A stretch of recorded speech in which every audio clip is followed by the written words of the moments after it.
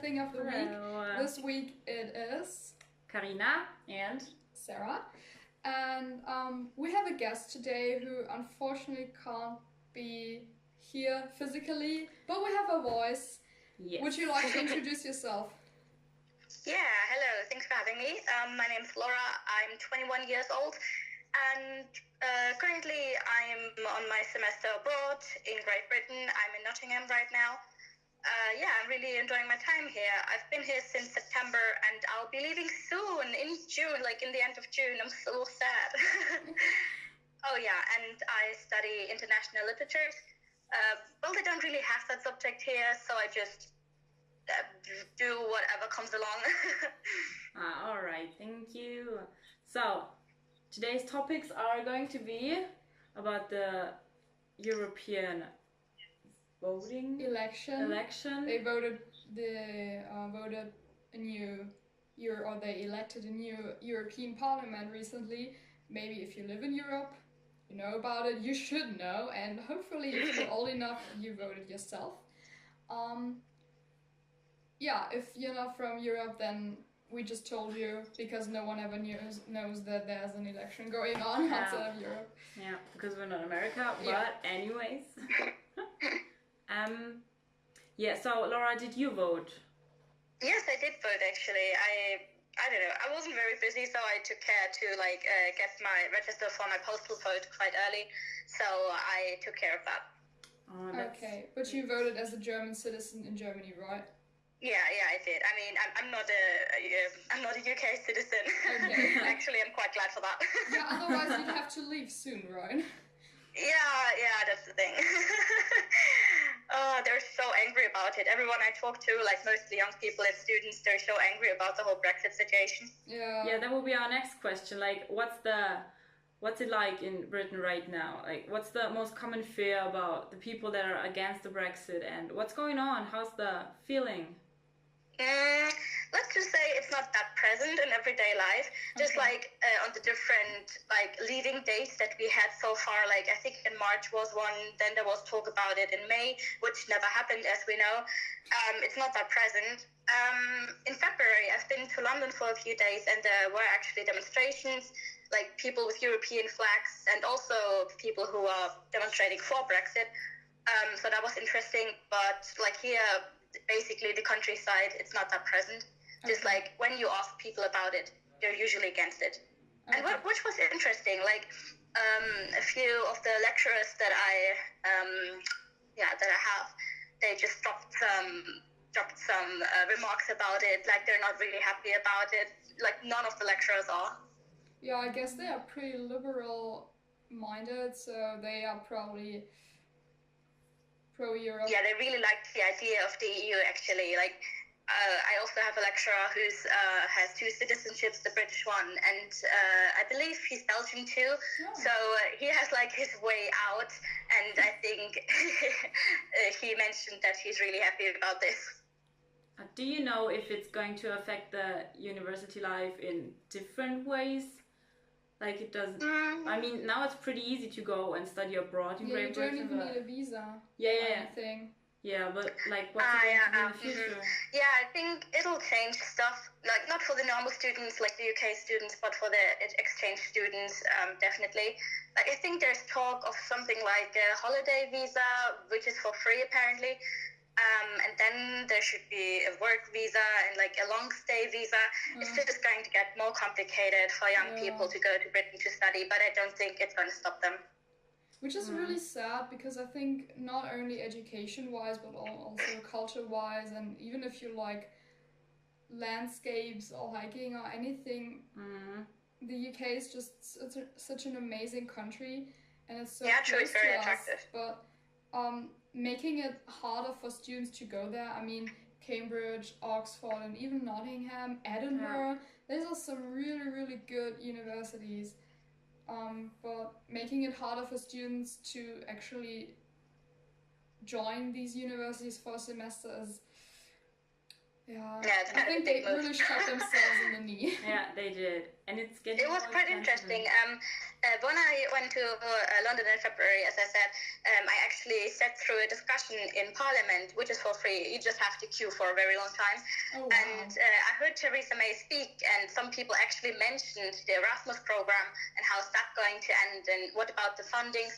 I think that's heavily influenced by Brexit. Like, maybe the funding won't be so easy anymore, and that's like the main point why I can do the exchange, because I'm financially supported by the Erasmus program. So I'm afraid that might change. But you know, Erasmus is also doing exchanges to the US or China, so I think they'll find a way. Yeah, they will. They will. What I personally found very funny as well is how the Scots are reacting. Like, a lot of people in England are actually like, no, we want out of the EU, and the Scots are like, no, please, we want to stay. Let's stay a little It's longer. true, like the further north you go, the nicer the people get. That's a common saying here. Yeah, and I have the truly. feeling the Scots I are think just it's very like true. a lot more saner than the English. Well, don't let them hear this, yeah? Shit. Yeah, well, I think that's very interesting, and of course, this whole Brexit, EU voting thing also produced some memes. Because, I mean, have you seen any of them? How's your social media looking at the moment? To be fair, I'm not really that active in social media like Facebook, but Okay. I'm on 9gag a lot, and they're all they do is memes. So there's a lot going on. Like, most people speak negatively about Brexit, and Yeah. they're kind of taking the piss off Theresa May and her politics, how she's not able to get some sort of deal going, how she might not be able to like hold her cabinet together. It's quite funny, actually, and a little bit sad. Like, I have the feeling we have bigger problems to deal with right now, like climate change, for example. This just feels like a huge diversion. Like, we can't deal with this right now. This is not important. Okay, yeah. I agree on that. And do you know the picture of the lady, like The old... I think the old she's The old Russian. lady. Yeah, she looks Russian, right? Yeah. And it says whining about the EU, and then she like winks and makes finger guns, and then it says voting in the European elections. It's basically the Drake meme, but with an old Yeah. Russian... I thought that was something. adapted. Yeah. I mean, you could put Drake in there too. That would work as well. Yeah. It is. Like, it's whining about the Yeah. EU, voting in the European elections. But Drake is American, that won't work. Yeah, but I think Russia this has is a no really problem. interesting situation, because like many UK citizens, for them this might have been the last EU election they're ever like able or allowed to take to take part in anymore. And sadly, some people told me they haven't even like, they didn't think about that. They haven't been informed properly that there is an election. No one really seems to care. Like, especially students who move a lot, they haven't registered in their new towns yet, so they didn't go to vote. And I'm like, excuse me. Like, for example, a close friend of mine, he also told me he didn't even vote in the Brexit election, although he was old enough to do so, because he didn't register. Because, I don't know, people didn't tell him to care, or maybe he didn't care enough himself. So the relevance of all that is not really taught to people, like through school or in the media. It's quite sad, actually, that people can just forget to register, and so are not able to vote. It's so sad. Yeah, I had the same discussion with a friend of mine, and she moved places, and then we talked about the AfD, in Germany. Yeah. And then I was like, oh yeah, and did you vote already? Because it was like on Sunday, yeah. And she was like, oh no, I didn't register, and I'm too lazy to do it properly done and stuff. And I was like, but then why do you get upset about things? Yeah, exactly. You can't complain when you're not able or like prepared to do your part. Yeah, exactly. I think this is really kind of a first world problem. Like, people like, but I have to do like a 10-minute train journey to go to the place where I vote. Like, bitch, come on. In other countries, people are not allowed to vote. People can't vote. People are not able to really like get even to the place where they can vote, and there's no maybe like postal postal option for them to vote. So I think it's really like, it sounds a little bit like Hypocritic, I think. stupid, yeah, but also stupid. Maybe they're like, the more rights you have and the more basic rights you have, the less aware people are actually of them. Because you start to just don't care anymore. Yeah. And I think a it's democracy. really sad. Yeah, I think a democracy not only gives you rights, it also like gives you duties in a way. Definitely, because I mean, the democracy does, in my opinion, does not keep itself alive. We have to keep it alive, and if we just say fuck it, I don't care, do whatever you want, then we could as well like have a king or an emperor again and be like, do whatever you want, we'll just do what you want. So that's not how I think like a society should work. No, definitely not. I don't know. It's just like a lot of not enough information, I think. Like, people didn't even know that the election was like 3 days long, because we live in the EU, which has like several different countries, several different cultures. Some places don't even have their shops closed on Sunday. Actually, Germany is the only country that does that. Wait, really? I think so. Yeah, it's true. The shops are open on Sundays.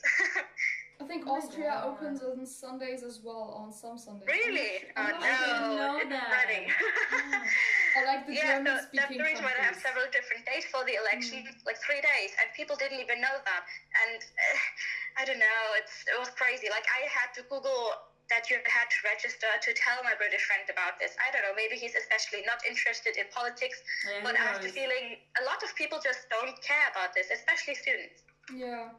I think a lot of, as you said, a lot of students are like, or a lot of people, no matter what age, are like, I'm not interested in politics, I'm not going to vote, but it still affects them, no matter how less of a fuck they give. Excuse my swearing, by the way. We gotta bleep that. I'm sorry, okay? Hey, the internet is a free place. But not on the YouTube. less even if people don't really care, it affects them, and a lot of people, I think, are not aware of that. Yeah, that's the thing my grandma once told me. She was like, I was like, we had a discussion about the European election, and she was like, young people just don't care anymore because they never had to suffer through like the aftermath of a war or anything like this, or a war in general, because we're used to have peace and to have a certain standard and be wealthy, and we just and we don't know what's it like to be like to struggle in any way.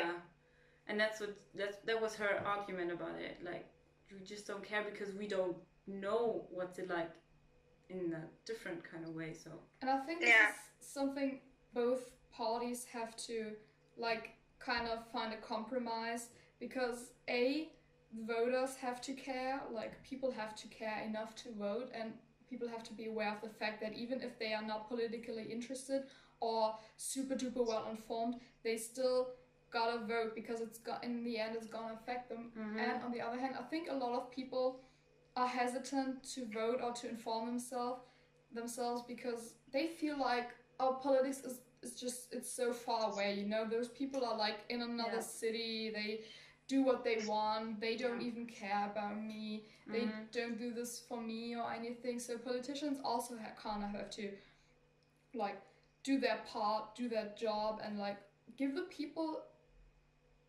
a feeling of being heard and being accepted and being listened to, and not be like, we're just gonna do whatever we want to. Yeah, it's true. I think like there's a lot going on. People vote people, and they do the exact opposite of what they promised to do. And I think part of why that's happening is like the strong lobby campaigns that are happening. Like, for example, why don't we have more progressive environmental or like laws that protect the environment in Germany? Because we have such a strong lobby that wants to protect the the car industry, and I think that's that's like one of the main reasons, and it's stopping us from progressing like we could with our technical progress. Yeah, that's true. I would agree. Totally agree on that. Well, because I don't know, what are your feelings on the actual results of the election? How do you feel about them? Like, seeing overall. Yeah, I've looked at it, and like I'm so glad. Like, I've looked on at Germany in detail, and I'm so glad that the Green Party is like rising very strongly. And I mean, there's still a lot of votes for the conservatives, like the CDU, which I think is a bit is a bit confusing and sad, especially after Rezo's video. I mean, like, old people probably haven't seen it, but yeah, I'm just happy about the Green Party's rise. And in the bigger picture, I think, I don't know, I have the feeling nothing's changed so much in the EU Parliament, you know. So the whole Fridays for Future demonstrations and all that, I don't think it has massively changed the way people vote and what parties they vote for. Yeah, but actually, we looked it up, and in the European elections, out of the 751 seats that there are in the European Parliament, the Green Party, the European Green Party, actually has the third most. Yeah, but I mean, isn't that like too expected? I don't know. The it's fourth like most. You have the Conservatives, you have the Social Democrats, and then you have something else. That could be the Liberals or the Green ones, right? Yeah, true. I made a mistake. It's the fourth most. So first are the Christian Democrats, like as Christian as they are. Then the Social Democrats, and then the Liberal Democrats, and then the Green ones. But they've done worse in the past years, especially in Germany. That's why, I mean, I don't know about you, but I have very mixed feelings, because on one hand, I'm very, very glad that the Green parties actually won so much support, and maybe something about like climate change is going to be finally done, like stricter regulations, etc., etc.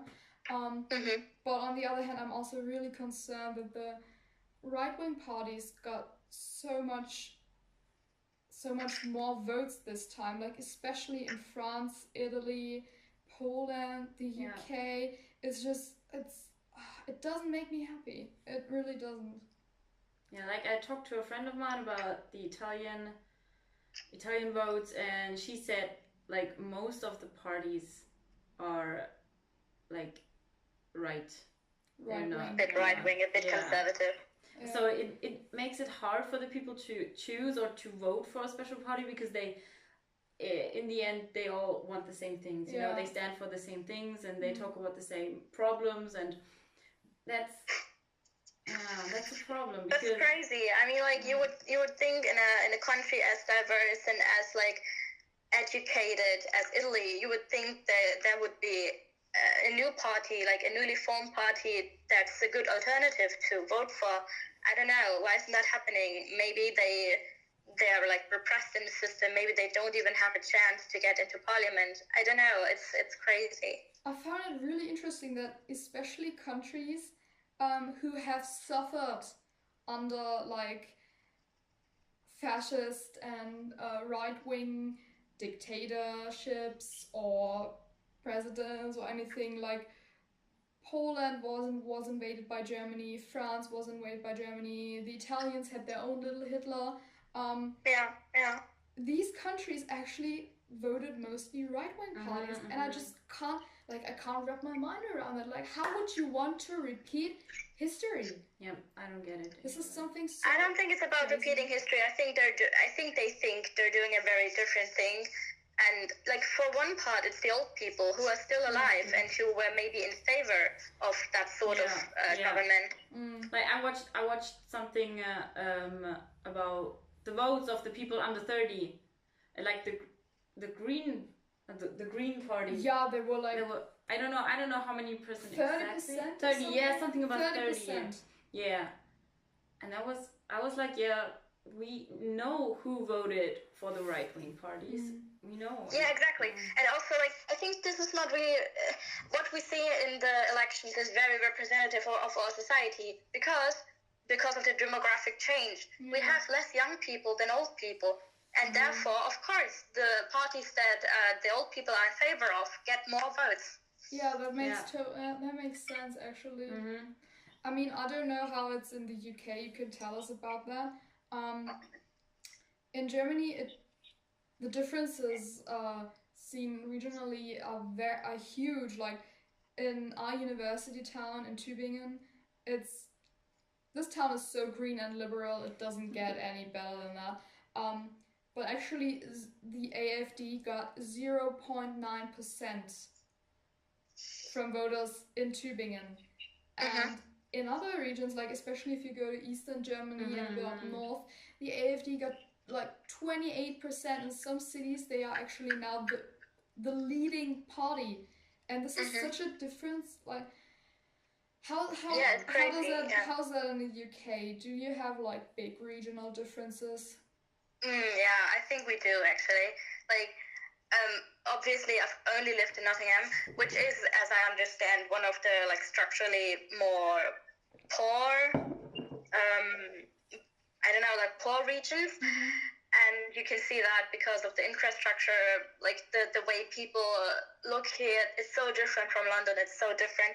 It's not nearly as like multicultural here, and it's just like you can feel the poverty, which is very new to me since I'm from Tübingen too. I'm from around Stuttgart. I'm used to seeing mostly wealthy people. Yeah. And so you can definitely tell there is a change. But obviously I can't look into people's minds. I don't know what they voted for in the EU elections. Yeah. But one thing I can say, like here, if I didn't inform myself, if I hadn't looked on the internet for the date of the EU election, I wouldn't have noticed. There is no campaign whatsoever. I'm not sure. Is that different in Germany right now, or was it different? Well, we had a lot of posters hanging around towns. And we had the TV spots. Yeah. The TV spots, yeah. And also there was actually in Tübingen there wasn't a single AfD poster. Like, I live but like 4 representatives. Yeah, like we had 4 representatives. Really? But in my hometown, like in my street, there are like at every second tree on the way there's an AfD poster. Yeah, the more rural you get and the less liberal people are, the less liberal the town is, the more, of course, right-wing parties actually propagate themselves. Yeah, but the funny thing is, they destroyed every single AfD poster like 2 days later. So that happened in my town as well. Yeah. Some years ago, when the NPD was still more popular, someone just ripped off all their posters. That was really funny. But have you noticed? I can relate. Have you noticed that like a lot of posters are like trying to be hip and cool, just to appeal to the younger audience? Yeah, of course they are trying to appeal to the younger audience. Because, you know, the younger audience is maybe also the ones who actually go to the election. Yeah, but it's, you know, I thought it was kind of like, oh, we're not actually doing what we're telling you we're gonna do, but we're trying to be cool and hip, so you vote for us. Yeah, Like there was this big scandal because the right-wing party got into the like Baden-Württemberg. Yeah, and to the state parliament or something. Yeah, and everyone freaked out and they lost it, but in the end nothing happened and nothing changed. Yeah, because they didn't do anything. They always promise the people, but they never do anything. Well, I actually, or maybe it was the first time that I noticed, because I actually participated in the European election, at least for the first time in my life, that like at the same time as the election was going on, so many scandals happened all over Europe, or not just scandals, but also like things that maybe influenced elections in a way that people wouldn't have expected it. Like Brexit is still happening. I guess that influenced the election. But I have to admit, the EU seems to have forgotten about the UK a bit. Like, since, I don't know, as I said, there was no campaign whatsoever. Yeah, I mean, it's like, we're going really to seem to care anymore.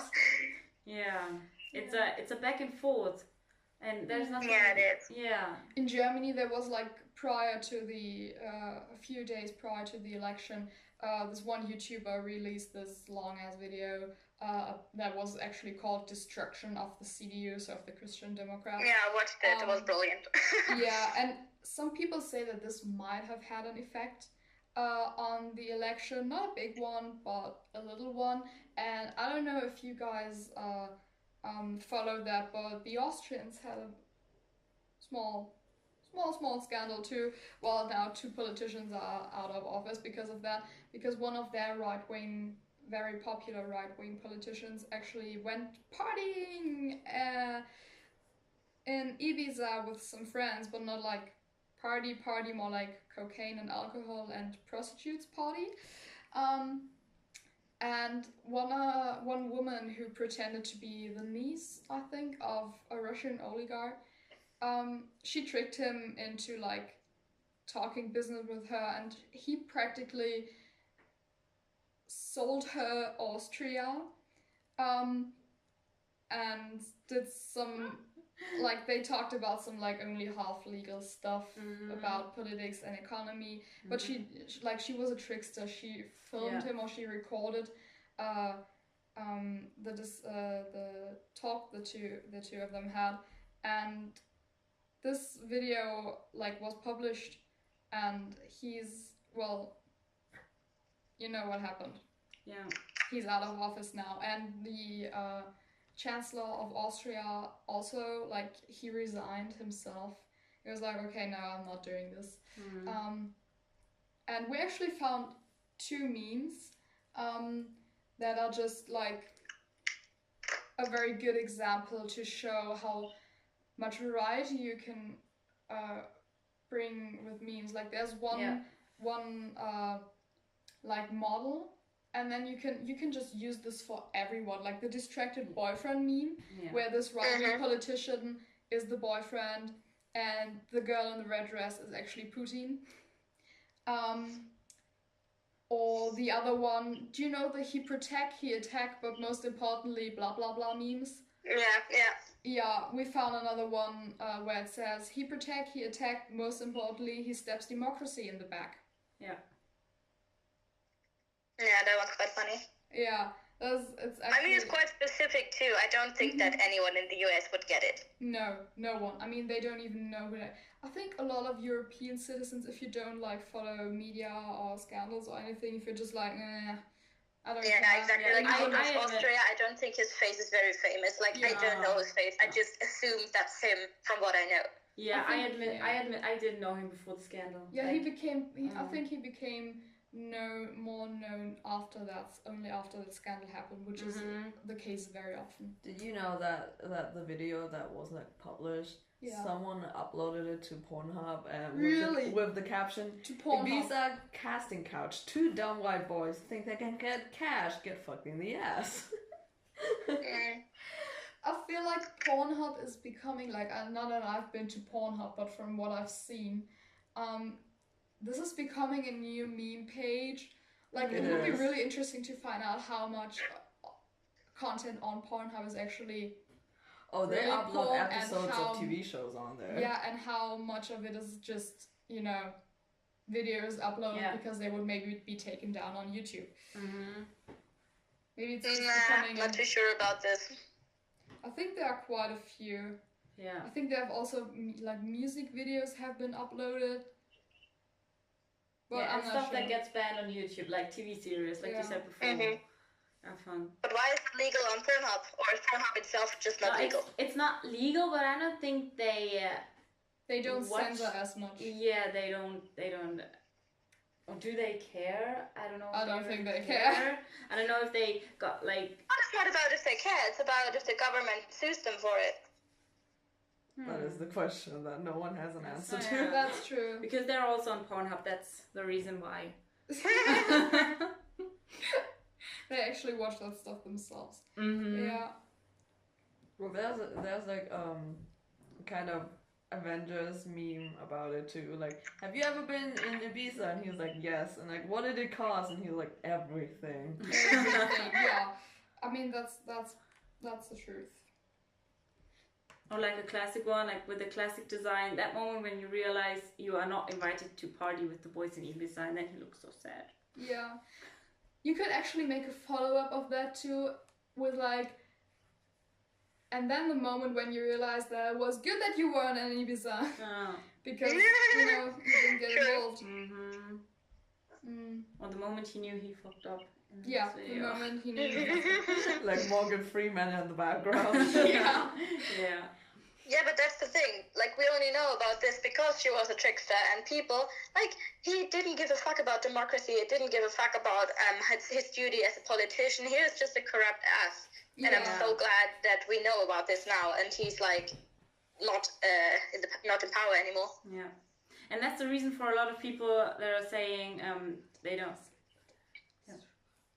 want to they don't want to go to vote. Yeah. Or they don't want to Yeah, vote but that's in not the election solution. Not because everyone is like trust, this. Yeah, because they don't trust the politician, and that's sad. Yeah, the thing is, I think that what memes or internet culture in general does here, and they do a great job with that, they try to like simplify things as such, like complex things as scandals and politics. It can be broken down into smaller pieces and simplified. Like, you should never simplify something too much. That's dangerous as well. But like, if you want just like an easy way in, and like to just inform yourself a little bit about what's going on, then you can just, you know, this is a great way to do it. Yeah. And I You mean think memes now? yeah, and I think it takes some of the seriousness out of it. Otherwise, you would maybe get too bitter and be like, oh, the world is ending tomorrow and I don't want to live anymore, and who even cares, and nihilism and blah blah blah. But this takes some of the seriousness out of it, and I think that's a very good thing. Yeah, I just think that like memes travel incredibly fast.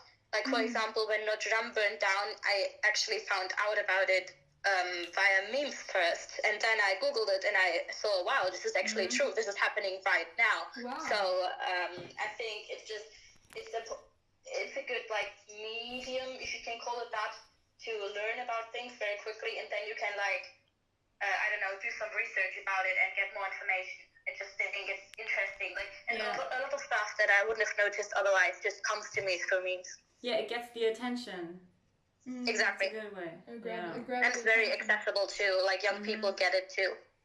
Yeah. That's the thing. It's for young people. You can't show it to your mom because your mom is going to be like, "Who is that? Who posted that? Who sent you that? I don't know." Is that a friend of yours? Yeah, probably. No. And I know it's just like because there are those special and different formats of memes. You have to be in the meme culture. Like you don't always get it. It's like it's a culture based on insiders. It's really just for people, young people who grew up with the internet. Yeah. Yeah. I mean, we would love to talk more with you, but unfortunately our camera battery is running very low, and we are almost out of time. I think, I don't know, for how long have we been talking? I don't know, like 40 minutes maybe? Yeah. We've reached our time limit. I mean, you could talk about that topic for hours and hours and days and weeks. Which is what politicians do, by the way. Yeah, we pay them to do that, but they don't do a great job right now. You know what? This discussion that I watched in London, we were there for 2 hours, and they kept on talking for 3 hours more. We just had to leave because nothing was happening. It's the biggest kindergarten in there. Yeah. Have you? What's his name? John Beacon, the speaker. Yeah. It's so funny.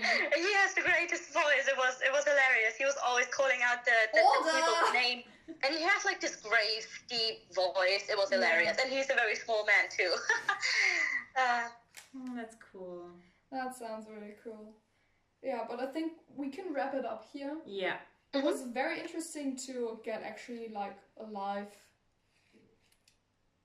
report from Britain. Live report from the UK. What's going on there, and we hope for the best. Maybe we can like still be friends. Yeah, maybe we can procrastinate Brexit for 10 more years or something. I don't know. but they have a date set. They have a date set. Yeah, they had one in the past as well, but it didn't happen. Wasn't it like July 31st or September 31st. It's I just been think too it would long hurt days. both parties if they did a no-deal Brexit. That's just not what we want at all. Yeah, Yeah. probably. Yeah, as I said, we hope for the best. Mm-hmm. Yeah. Yeah. So thank you for your time. Yeah. Thank you You're for spending welcome. it with us. And we'll talk to you soon. Okay, cool. Okay. Thanks for having me. Good luck with the Yeah. podcast. Thank you. Thank Bye. you. Bye. Bye. Okay, and goodbye to you guys as well. Yeah. Thank you for joining us. Thanks for tuning in, Mhm. and we'll see you next week. Okay, with a new topic. Yeah. Bye.